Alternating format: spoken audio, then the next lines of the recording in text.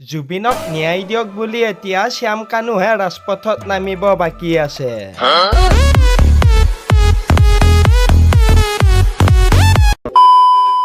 মোৰো কোনো জাতি নাই, মোৰো কোনো ধৰ্ম নাই, মোৰো কোনো সম্পত্তিয়ে নাই।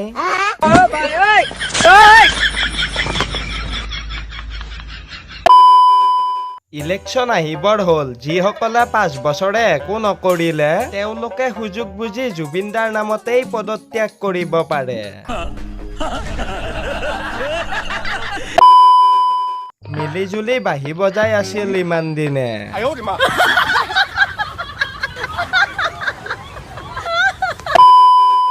এইটো নুনুমণি মহন্ত নহয়নে? ভাল মিলিছে দুয়োগৰাকীয়েই বাঁহী বাদক।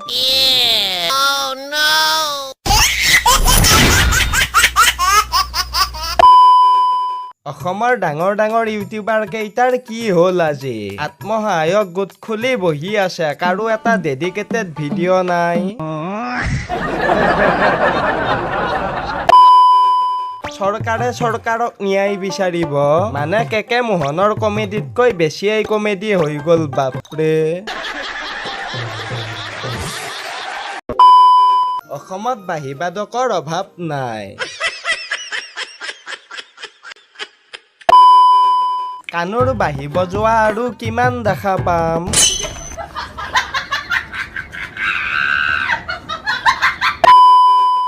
আমি দুয়োটাই অকল বাঁহী বজাব জানো।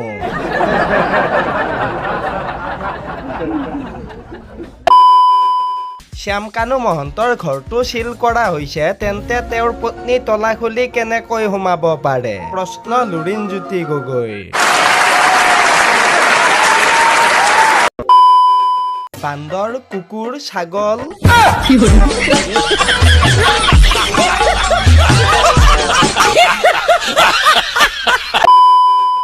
ইয়াৰ দুখন হাত কাটি এৰি দিব লাগে।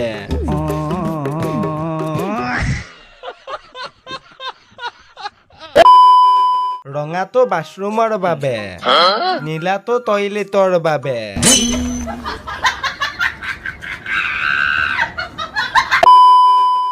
আজিৰ ভিডিঅ'টো যদি চাই পালে আপোনালোকে ভাল পালে তেতিয়াহ'লে লাইক কৰিব, কমেণ্ট কৰিব আৰু নতুনকৈ আহকলে চেনেলটো ছাবস্ক্ৰাইব কৰিব, কাৰণ এনেকুৱা ধৰণৰ ভিডিঅ' আপোনালোকে পায়েই যাই থাকি। তো গাইজ পুনৰ লগ পাম আপোনালোকক অন্য এটা নেক্সট ফান্নিৰ ভিডিঅ'ত। আজিলৈকে এৰিলোঁ, বাই বাই। আৰে মুকেশ, সঁচাকে মই জুবিন দেশৰ মানুহ আৰু আমি আজি এজন ভগৱানক হেৰালোঁ। জুবিনদাৰ ন্যায় আমাক লাগিবই।